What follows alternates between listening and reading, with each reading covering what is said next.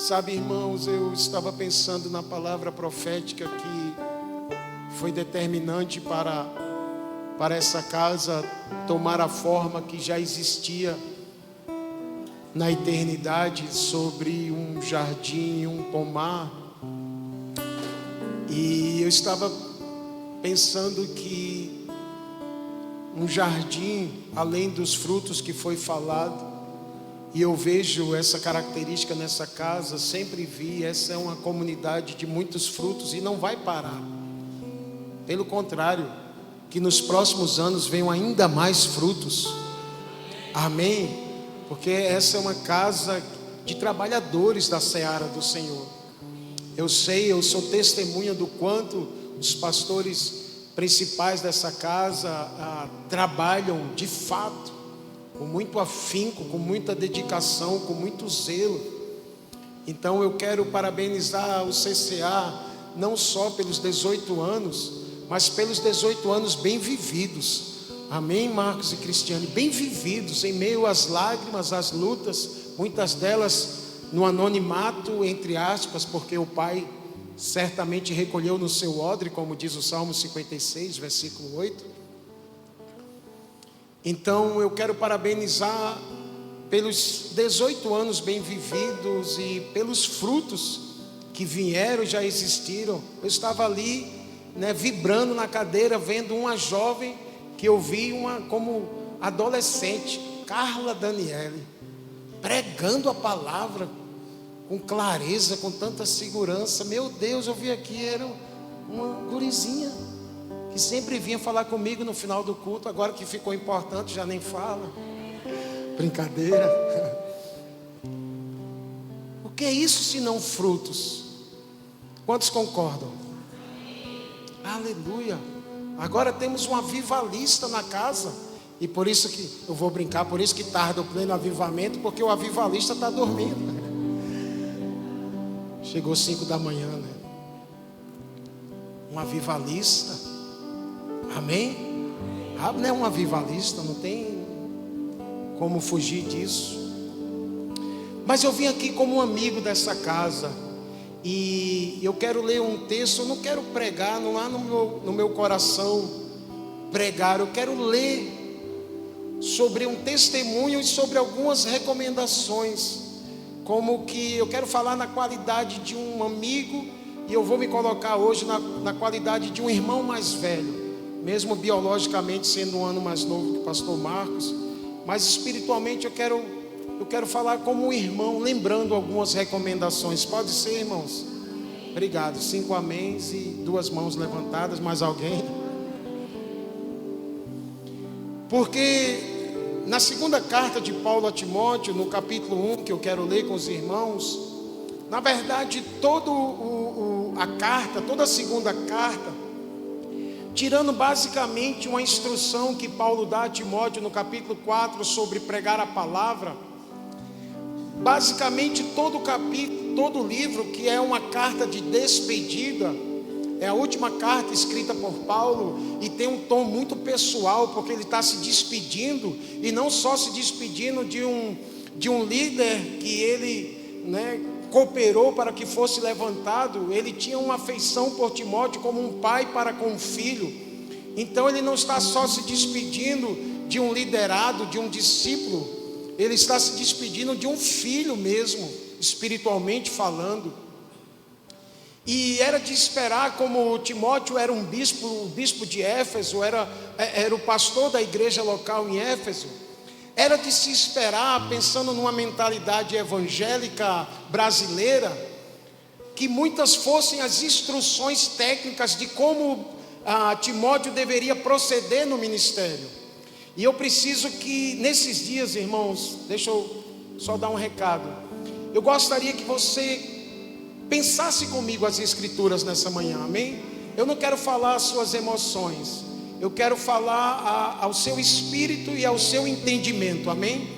Então, se você não se arrepiar, não chorar, não cair da cadeira, o que eu acho maravilhoso, está tudo bem, desde que você compreenda o que nós queremos compartilhar, amém? O tempo dos arrepios passou, e eu espero que ele volte, mas esse é um tempo de entendimento. Porque se a gente não compreender, as nossas emoções não vão nos sustentar no dia mau, que Paulo fala em Efésios 6, ou nos dias que nós vamos entrar. Então, irmãos, com a mentalidade da igreja evangélica brasileira, eu penso que Paulo deveria ter dado muitas instruções técnicas do ministério, como proceder para Timóteo, mas não é isso que ele faz.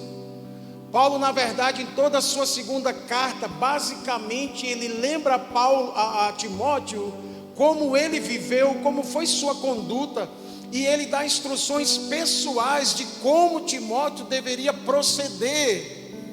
Não necessariamente volto a falar de técnicas ministeriais. A preocupação de Paulo, me parece, não era deixar instruções para Timóteo de como funcionar bem como igreja. A instrução de Paulo, a preocupação dele era que Timóteo permanecesse com o coração correto diante de Deus e dos homens. É que Timóteo tivesse, mesmo que tivesse fracassado no ministério, entre aspas, ele pudesse ter no final da carreira, ter sido aprovado por Deus. Quantos me entendem nessa manhã? Então, meus amados irmãos, eu falei que uma das qualidades de um jardim é de frutos, e eu parabenizei vocês por isso. Quantos lembram? Se você não lembrar, a coisa está ruim, porque eu falei há 5 minutos atrás. Agora eu quero lembrar de uma outra característica de um jardim. E aí é que eu falo na qualidade de um amigo. Eu só quero lembrar: um jardim, pelo menos para mim, é um lugar, ou deve ser um lugar, de contemplação, de prazer, de deleite, de desaceleração. Então eu vou falar a partir do meu entendimento, e como é meu, eu posso estar totalmente enganado. Mas a partir de uma palavra profética liberada há mais de 18 anos atrás, de um jardim, abordando essas duas características, entre outras, que um jardim tem: frutos e um lugar com um propósito. E uma vez que o CCA é recheado de frutos, e volto a dizer, não vai parar, você perdeu uma boa oportunidade de dizer amém. Eu quero lembrar a vocês que vocês precisam ser uma comunidade onde o Senhor possa se deleitar. E se frutos fala de produção, deleite fala de desaceleração. Mas, irmão Rodrigo, então é uma coisa ou outra? Ambas. E como a gente faz isso? Não sei. Se eu soubesse, estou procurando. Mas eu quero pegar Paulo nessa manhã como exemplo da sua despedida para Timóteo, dizendo: Timóteo, não te preocupa com os resultados. Timóteo, conhece ao Senhor e permanece num lugar de fidelidade, de obediência, de deleite. Tenho sentado na mesa com pastores, e metade da conversa é sobre frutos, eu fico, uau! Mas a outra metade é de um cansaço, de uma fadiga. E me parece que no jardim eles estão trabalhando, e eu parabenizo, mas eles estão cansados. Quando foi que a igreja brasileira deixou de ser um lugar de deleite, de contemplação da beleza de Cristo, para ser um lugar apenas de resultados? O nome é parecido, mas empresa é empresa, igreja é igreja. Alguém me entende?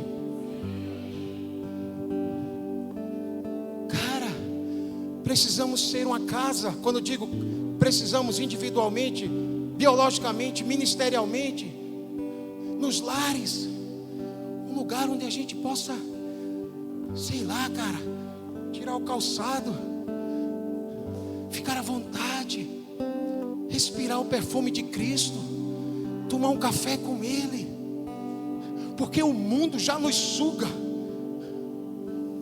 Jesus, Ele só quer liberar sobre nós. Então eu estou, sabe, com uma preocupação com a amada igreja brasileira.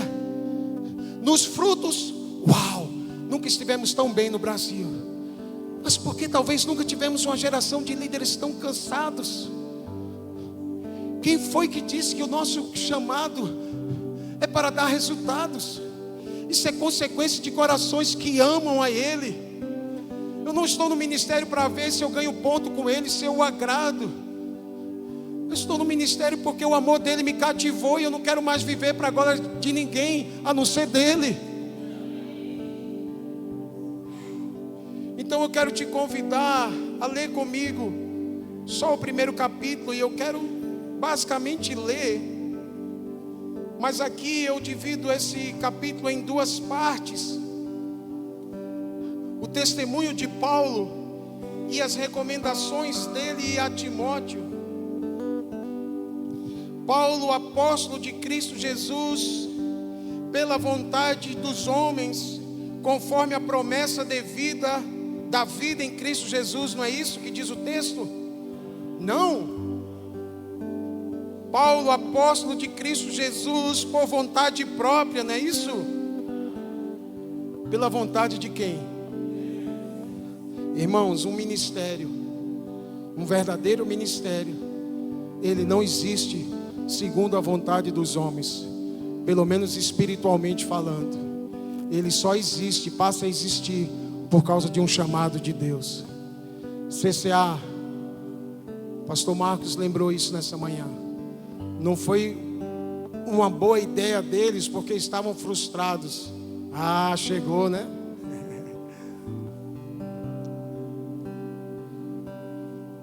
Deus o chamou da eternidade para que vocês existissem.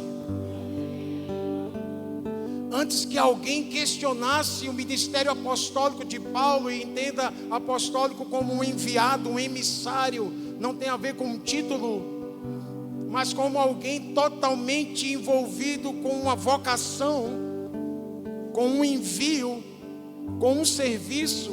Esqueci de apresentar os irmãos que são irmãos da nossa comunidade, que servem lá: o Henrique, o Renato Barba e o Netão, irmãos preciosos que a gente tem caminhado juntos em nossa comunidade.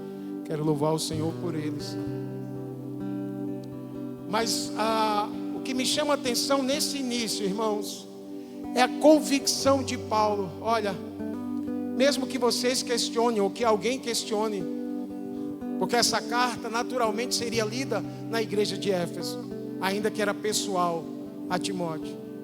Então, Timóteo, nem o diabo, nem os homens, nem os religiosos, nem as circunstâncias tiram de mim essa convicção.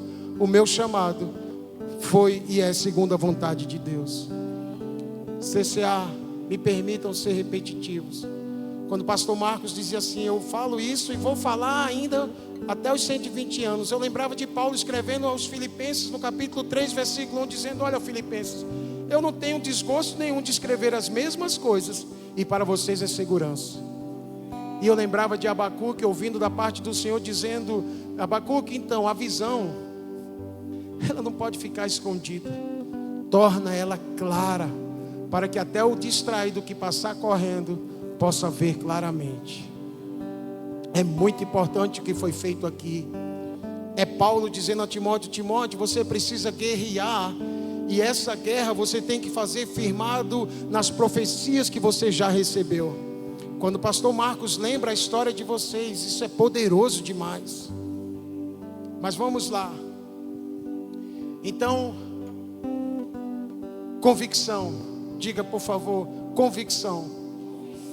A convicção, irmãos, é necessária para nós continuarmos a jornada como cristãos e para nós conseguirmos completar, quando chegar a hora, a nossa missão, o nosso serviço a Ele. E Paulo demonstra essa convicção no seu chamado, pela vontade de Deus. Amém?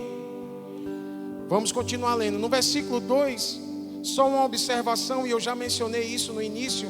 É o trato que ele tem com Timóteo. Ele não está se referindo ao bispo de Éfeso, ele não se refere a Timóteo por um título, de uma forma fria e formal, como que ele tivesse nessa vida apenas para identificar no que as pessoas podem fazer bem. Aqui é um pai escrevendo para um filho. E como eu tenho pensado também que nós como igreja, na minha opinião, precisamos resgatar esse tipo de coração. Porque a igreja não pode ser só um lugar onde as pessoas determinam as ações e outras executam. Que nós tenhamos um relacionamento de família. Porque eu penso que quando Deus estabeleceu igreja, eu penso que no coração dele, na mente dele, ele estava desejando ver uma família. É isso que eu acredito. Penso eu, posso estar enganado. Mas vamos lá. Primeiro eu quero destacar Paulo e depois a gente fala das orientações a Timóteo. Mas vamos seguindo, lendo a carta na sequência. Versículo 3. Aliás, o 2 continua dizendo que a graça, a misericórdia e a paz da parte de Deus Pai e de Cristo Jesus, nosso Senhor, estejam com vocês. Então agora eu vou pegar emprestado as palavras de Paulo, com a permissão do Espírito, e desejar a mesma coisa para os irmãos. Que a graça, irmãos, que a misericórdia e a paz da parte de Deus Pai e de Cristo Jesus, nosso Senhor, esteja sobre essa casa continuamente. Eu vou falar novamente porque não é só palavras, é sentimentos daquilo que Deus pode liberar sobre vocês. Eu quero entregar um presente nessa manhã. O meu desejo é que esteja continuamente sobre a vida dos irmãos, sobre essa casa, a graça do Senhor Jesus, a misericórdia dele e a paz que excede o entendimento sejam abundantes sobre os irmãos. Aleluia. Amém. Você recebe isso? Dou graças a Deus, a quem desde os meus antepassados sirvo com consciência limpa, porque sem cessar lembro de você nas minhas orações noite e dia. Lembro das suas lágrimas e estou ansioso por ver você, para que eu transborde de alegria. Eu lembro da sua fé sem fingimento, a mesma que primeiramente habitou em sua avó Lóide e em sua mãe Eunice, e estou certo de que habita também em você. Então, uma outra coisa sobre Paulo, sobre seu testemunho, é a consciência limpa que ele tinha servindo ao Senhor, e a consciência que ele tinha limpa diante do próprio Timóteo. E aqui eu acho que Paulo nos deixa um segredo. Como um pastor, como um líder de uma comunidade com tantas necessidades e desafios, com pessoas tão diferentes, com guerras de tantos níveis diferentes. Olha, uns com guerra na área emocional, outros financeiro, muitos espiritualmente falando, um gostando mais de preto, outro de branco, um de azul, um de laranja. Como ter a consciência limpa, haja vista que um ministério, as necessidades são infindáveis, parece uma casa. No final da noite, quem mora com uma família numa casa, você lava o último prato e faz. Terminei. Aí vem aquela mão por trás, alguém aparece lá, sabe-se lá da onde, e bota mais um copo sujo. Coisa terrível é quando você termina a louça e aparece mais uma mão, sabe-se lá da onde, traz mais um prato sujo. Alguém concorda? Ou só 3 pessoas? Assim é uma casa, assim é um ministério. Quem aqui, quando termina de varrer tudo, que você chega a estar com prazer de pisar no chão, não tem mais grude, não tem mais poeira, aí você senta no sofá para relaxar, e quando vê, debaixo lá do móvel da televisão, do rack, sei lá, acha uma poeira e você... Uns decidem, uns que tem toque, não, vou ter que limpar. Outros decidem, essa poeira vai ficar, não é assim? Ministério, irmãos, é infindável. Porque mesmo que o número de pessoas seja o mesmo, seus problemas mudam. Alguns são os mesmos, né? Já, mas deixa para lá, aqui em Garanhuns não, só lá em Recife. Então eu penso que Paulo tinha consciência tranquila, não é porque ele tinha pastoreado Timóteo da melhor forma, de uma forma impecável, até porque a maior parte do tempo Paulo não estava presente. Mas eu penso que a consciência tranquila de Paulo era dizendo assim: Timóteo, a minha maior contribuição para a sua vida, seu sustento, seu crescimento, seu fortalecimento, é orar por você constantemente. Então, meus irmãos, eu quero deixar esse exemplo também para todos da liderança, assim como essa palavra me desafia. Quer ter consciência tranquila à frente de um ministério cujas necessidades são infindáveis? Em primeiro lugar, ore por eles, amém? E quero deixar essa palavra para todos que têm um cargo de liderança, um exercício de liderança. Você precisa orar, é a única forma de ter a consciência tranquila. E obviamente eu não estou falando de só orar, mas eu entendo que essa é o principal ponto de partida. Mas vamos lá. Versículo 6. E que nós tenhamos constantemente uma consciência limpa, amém? Porque nesses dias muitos têm naufragado no ministério pela falta de uma consciência limpa. Por esta razão eu venho lembrar-lhes, versículo 6, que reavive o dom de Deus que está em você pela imposição das minhas mãos.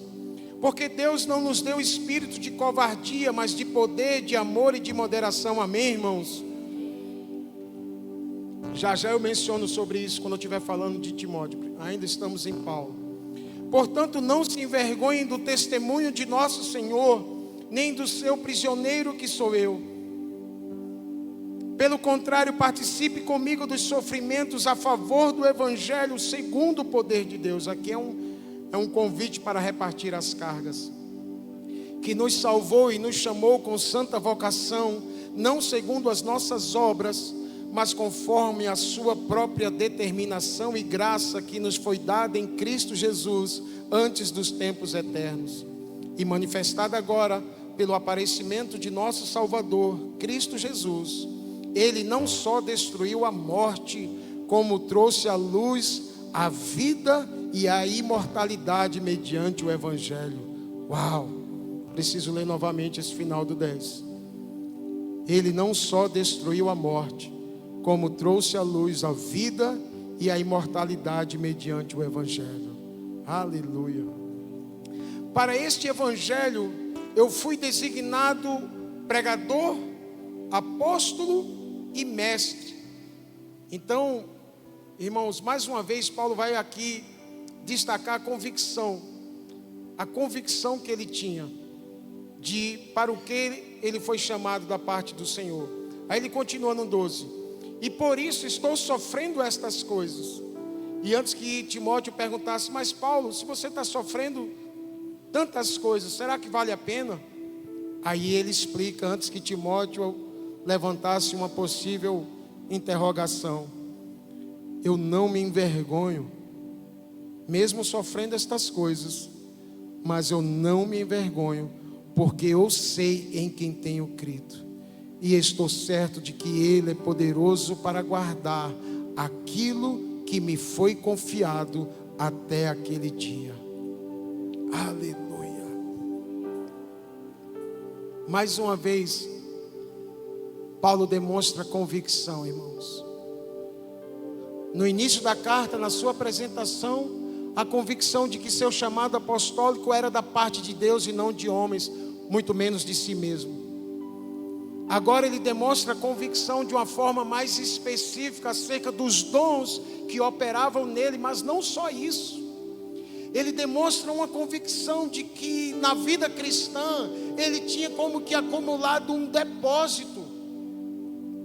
Na versão revista e atualizada, não é a que eu estou usando aqui, na minha só diz assim: porque eu sei em quem tenho crido e estou certo de que Ele é poderoso para guardar aquilo que me foi confiado até aquele dia. Mas na revista atualizada aparece a palavra depósito. Então aqui Paulo demonstra mais na verdade, mais duas convicções. Ele sabia para o que Deus o tinha chamado. Ele sabia que ele não tinha um chamado especificamente pastoral, ainda que ele foi um pastor de pastores, vamos dizer assim, Timóteo, um desses pastores cuidado por Paulo. Ele sabia que ele não tinha um chamado, em primeiro lugar, de um evangelista, ainda que ele levou o evangelho como um missionário para o mundo. Mas ele deixa muito claro aquilo que ele identificava que não operava nele diretamente, ainda que um ministério apostólico normalmente, não é uma regra, se move em várias direções, em vários dons, melhor dizendo.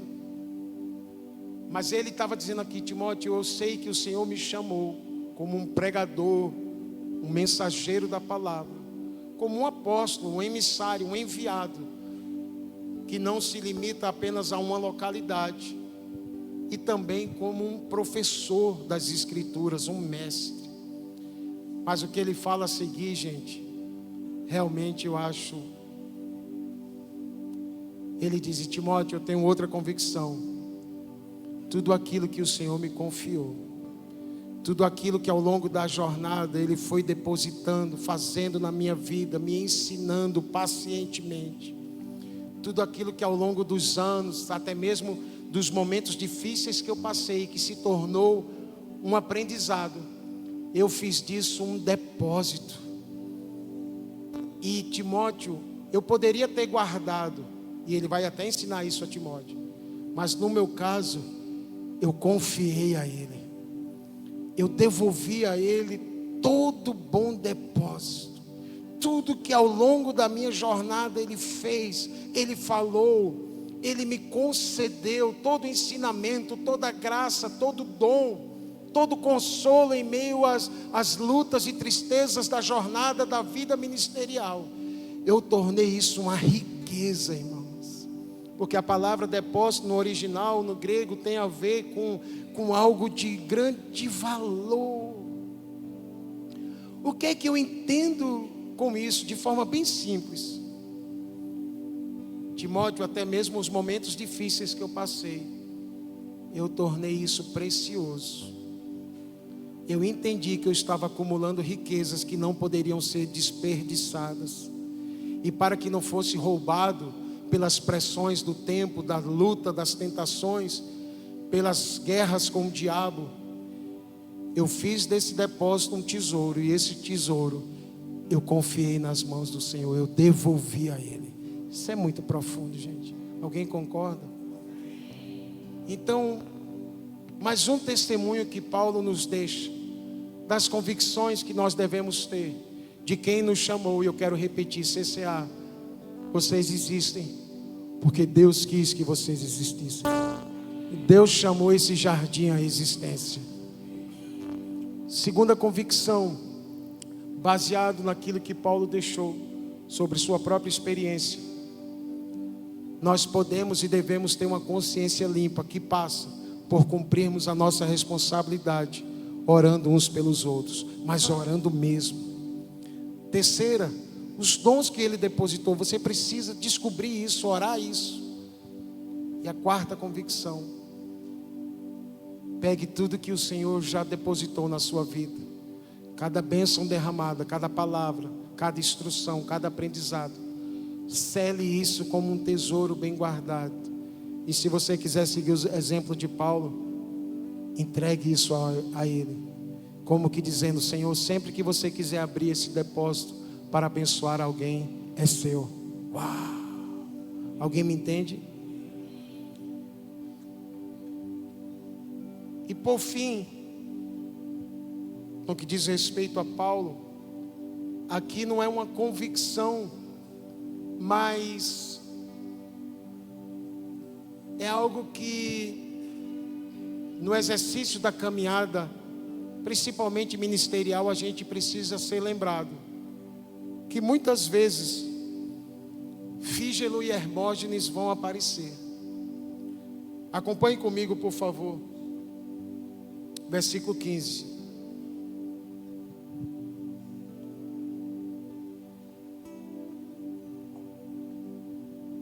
Você já deve estar ciente de que todos os da província da Ásia me abandonaram. Meu amigo,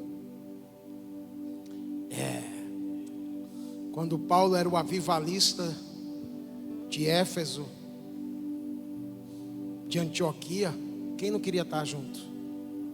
O operador de milagres, o mestre profundo, o cara que ressuscitou o Eutico, o cara que tinha um dom de ressuscitar mortos, de curar enfermos apenas com esse aqui. Se você levar, tenho pena de você, mas o de Paulo, mas acompanhar Paulo no auge da sua idade, do seu ministério, top. Mas agora era um velho se despedindo, preso, não mais nas ruas, não mais no Areópago, num dos centros do saber da época, não mais aquele jovem cheio de força. Agora o velho aprisionado por causa do evangelho, solitário, como a gente veria no último capítulo dessa carta. Passando frio, você vai envelhecendo, né? Eu estava ali, eu digo, cara, eu estou com muito frio.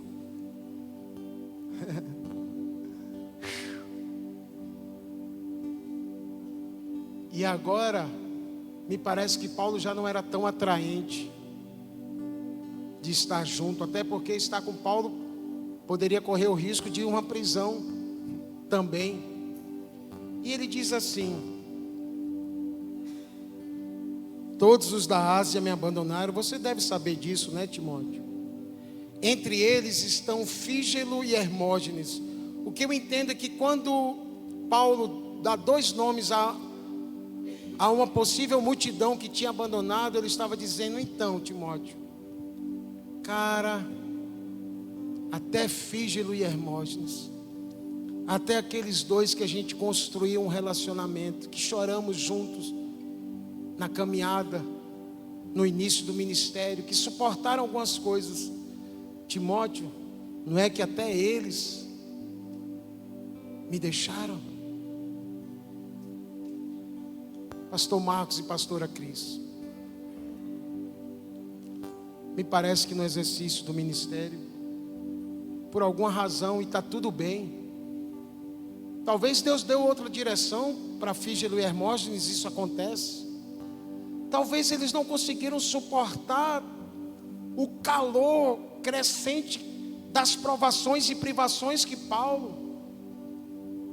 Talvez eles não tiveram o mesmo nível de maturidade. Libera Fígelo e Hermógenes.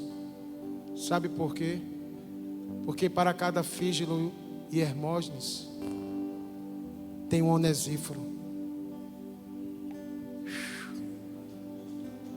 Irmão, quantas vezes você pregou essa palavra que você está pregando nessa manhã? Nunca. Primeira vez.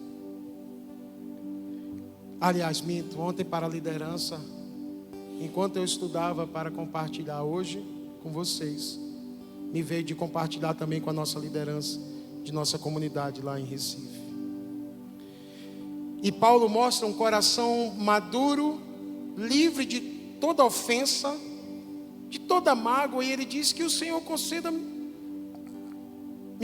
Aqui é Onesíforo, já começa Onesíforo. Que o Senhor conceda misericórdia à casa de Onesíforo, porque muitas vezes me deu ânimo e nunca se envergonhou das minhas algemas. O consenso dos estudiosos é que possivelmente Onesíforo tinha já falecido. Que cara precioso, um instrumento de consolo, de ânimo para ninguém mais, ninguém menos, Paulo. Um cara que, quando todos abandonaram, em meio às algemas, ele assistiu Paulo, ele serviu Paulo, ele ajudou Paulo, pelo menos enquanto pôde. E Paulo testemunha dizendo no 17: pelo contrário, ele não só não se envergonhou das minhas algemas, mas quando chegou a Roma, me procurou com persistência até me encontrar. Então, irmãos, além das convicções que Paulo demonstra aqui, que nós lemos e mencionamos, ele deixa também um exemplo. de que mesmo um homem de Deus com o quilate que Paulo tinha, ao longo da jornada pode ser abandonado por Fígelo e Hermógenes. E as razões não nos interessam, até porque a Bíblia não fala. E hoje em dia o que mais tem é pregador falando do que a Bíblia não fala. Aí eu fico pensando, uau, que revelação profunda. Eu acho que essa nem Gabriel sabe. Mas eu tenho,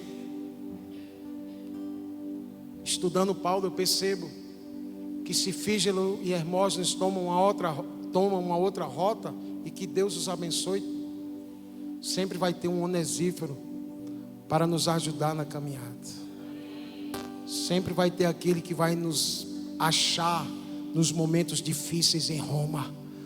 Vocês não estão entendendo. Então, me permita me referir então para a liderança especificamente, porque talvez seja para eles especificamente. Libera Hermógenes, se acontecer. Libera Fígelo, porque sempre haverá um Onesíforo, Marcos. Sempre haverá os amigos que vão trazer consolo, e que mesmo quando a gente estiver sozinho, naqueles momentos difíceis em Roma, eles vão nos encontrar e vão ser suporte e vão trazer bom ânimo para vocês. Eu quero liberar isso como uma palavra profética para a vida de vocês. Então, o testemunho de Paulo, deixando a Timóteo um legado, passa por aquilo que nós mencionamos. Mas para a gente orar, eu quero só mencionar, não vou ler, porque a gente já leu o capítulo basicamente todo. Eu quero deixar para vocês agora, para a igreja como um todo, algumas recomendações que Paulo deixou para Timóteo. Pode ser? Em 5 minutos a gente encerra. Primeiro no versículo 5, versículo 5 eu mencionei. No versículo 6, Paulo diz assim: por esta razão, eu venho lembrar-lhe que reavive o dom de Deus que está em você pela imposição das minhas mãos. Então aqui há uma possibilidade dos estudiosos dessa carta.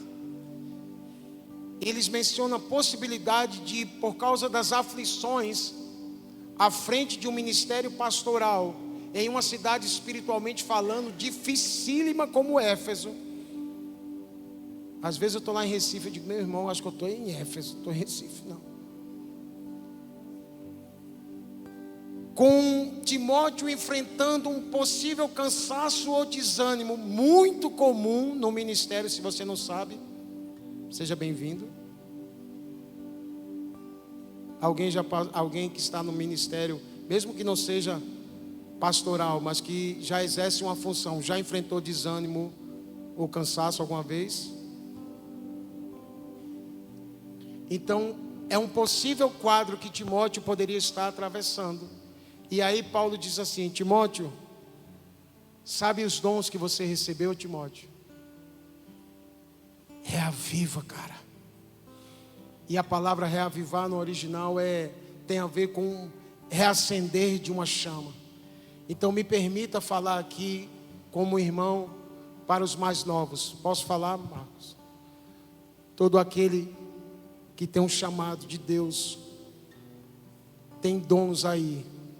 E talvez o cansaço, a luta, o desânimo, as distrações tem tentado apagar essa chama. Então eu quero fazer um pedido nessa manhã, nesse final de manhã, início de tarde. Reavive tudo aquilo que Deus depositou na sua vida. Ele está chamando para você, ou melhor, Ele está desejando fazer assim,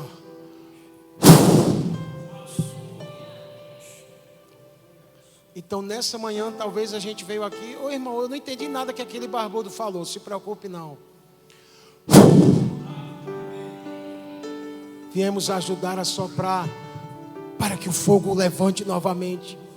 E todos os dons que há aí, que talvez você nem saiba ou esqueceu, se levante novamente e queime de amor e por amor a Jesus. Então, em nome do Senhor, reavive o dom que há em ti, que o Senhor já depositou sobre a sua vida. Ele está chamando, porque essa é uma casa de trabalhadores. Aleluia. Segunda recomendação, versículo 8, quando ele diz: não se envergonhe do testemunho do nosso Senhor, nem do seu prisioneiro que sou eu. Pelo contrário, participe comigo dos sofrimentos a favor do Evangelho, segundo o poder de Deus. Então eu quero deixar uma recomendação, como que Paulo dizendo para nós nessa manhã, assim como falou a Timóteo. Paulo falando por meio do Espírito Santo, por meio dessa carta, nos exortando a não nos envergonharmos do Senhor, nem do seu Evangelho. Amém? Não se envergonhe do Evangelho. Seja você professor de uma universidade, seja funcionário de uma empresa, de uma loja, não se envergonhe do Evangelho de Deus. Mas não só isso, há um convite para a gente participar, ter a honra e a glória de participar dos sofrimentos inerentes ao Evangelho. Isso é outro nível, irmãos. Alguém me entende? Então Paulo estava recomendando Timóteo duas coisas: não se envergonhe do Evangelho. Timóteo, participa comigo dos sofrimentos por causa do Evangelho. Uma terceira recomendação, são 4. E aqui, para dar um ânimo a Timóteo, ele faz uma lembrança. Eu mencionei o versículo 6. Depois eu já fui para o 8, não foi isso? Mas eu preciso lembrar uma coisa. Eu não posso passar direto do 7, porque eu preciso lembrar a mim mesmo e a quem mais precisar, que Deus não nos deu, irmãos, espírito de covardia, mas de poder, de amor e de moderação. Quando as lutas vierem, quando as intimidações vierem, lembre-se disso. Deus não te deu um espírito para você recuar, é um espírito de poder, é um espírito capaz de perdoar, é de amor. E você não vai ser desestabilizado. É uma profecia. Há um espírito de moderação. O Espírito do Senhor habita em você para trazer poder para vencer as armas do inimigo, para trazer amor para não andar em ofensa, e para trazer moderação, ou seja, equilíbrio em meio a uma sociedade onde até mesmo os mais ricos dos mais ricos estão totalmente desestabilizados emocionais, ao ponto de um cara estar dirigindo um carrão de luxo, e porque de repente sofreu um tranca lá na via, na rua, ele já sai armado e tira a vida do outro. O que é isso senão uma completa desestrutura emocional? Mas nós não teremos esse fim, irmãos. Eu quero repetir, Deus nos deu espírito de poder. Nós vamos vencer o diabo e suas estratégias.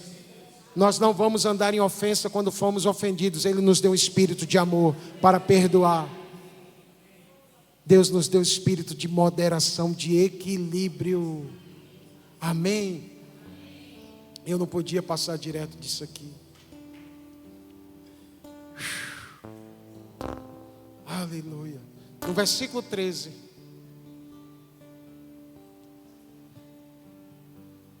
Uma outra coisa que Paulo pede a Timóteo é quando ele diz: mantenha o padrão das sãs palavras que de mim você ouviu, com fé e com amor que há em Cristo Jesus. E o 14, a quarta recomendação e última: por meio do Espírito Santo que habita em nós, guarde o bom tesouro que lhe foi confiado. Então no 13, o que ele está pedindo é: Timóteo, sabe as palavras que você ouviu e tem guardado em seu coração? Você é um bom ouvinte, Timóteo. você estudou, você é um bom discípulo, você prestou atenção e você guardou no seu coração essas palavras. Que bom, Timóteo. Essa é a primeira parte de um bom aluno. Mas, Timóteo, viva, mantenha o padrão dessas palavras. Em outras palavras, testemunho. Timóteo, você já conhece. Agora viva segundo o padrão das sãs palavras. CCA, vocês têm sido instruídos com a palavra do Senhor, sim ou não? Sim ou não? Vivamos de acordo com essas palavras. Talvez a próxima geração, ou talvez os próximos tempos no mundo, a palavra que eles vão ouvir é a palavra que eles vão precisar ver praticada por nós. A igreja está aprovada na pregação, mas no testemunho, eu não sei. Penso às vezes que não. Então Paulo estava dizendo, Timóteo, assim como você conhece, viva conforme esse padrão. Deus está nos chamando para subir o nível do nosso testemunho de vida, para viver conforme o padrão das suas sãs palavras. Amém, irmãos? E em último lugar, por meio do Espírito Santo, porque é só por meio dele, porque o diabo é especialista em roubar tudo que Deus confia a nós, especialista em tentar roubar.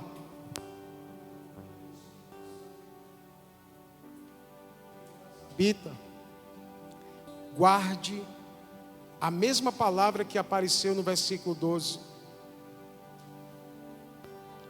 A mesma palavra que na versão revista e atualizada aparece, depósito. Paulo diz assim a Timóteo, por meio do Espírito Santo que habita em nós, guarde o bom tesouro.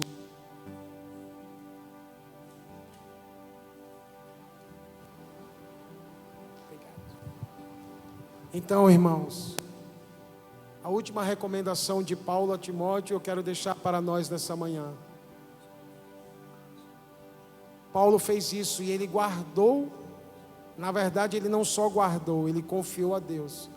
Mas a Timóteo ele está dizendo, Timóteo, guarde o bom tesouro ou o bom depósito, tanto faz, é a mesma palavra, que te foi confiado.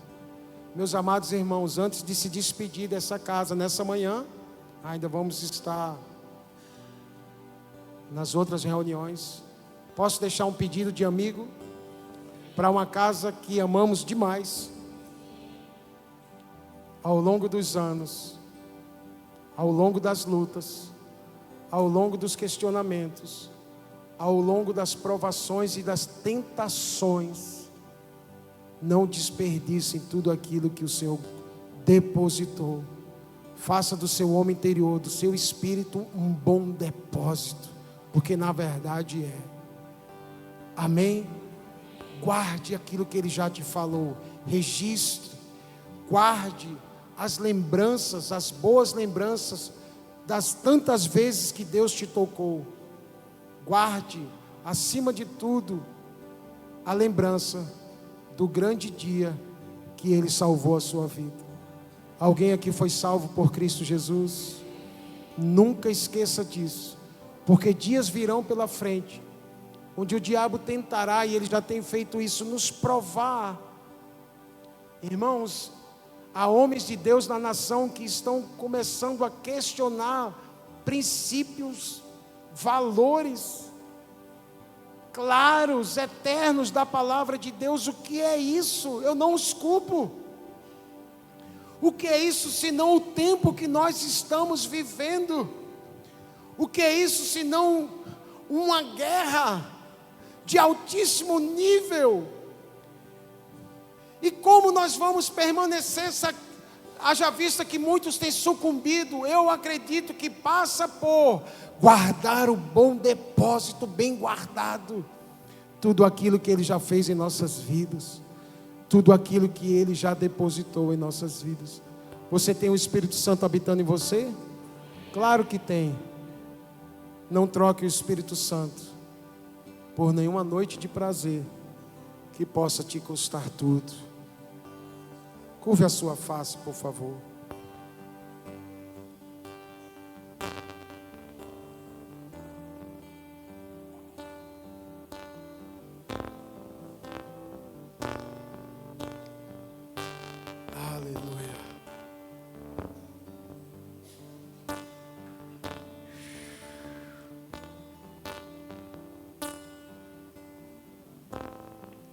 Senhor, assim como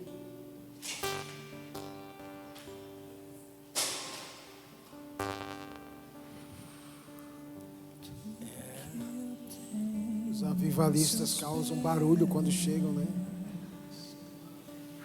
Tudo que eu tenho é seu. Tudo que eu tenho aos seus pés. Netão, tudo que eu tenho é seu. Tudo que eu tenho aos seus pés.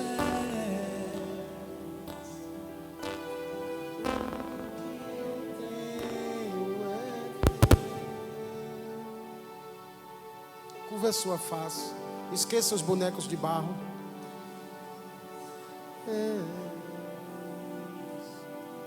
Tudo que eu tenho é teu.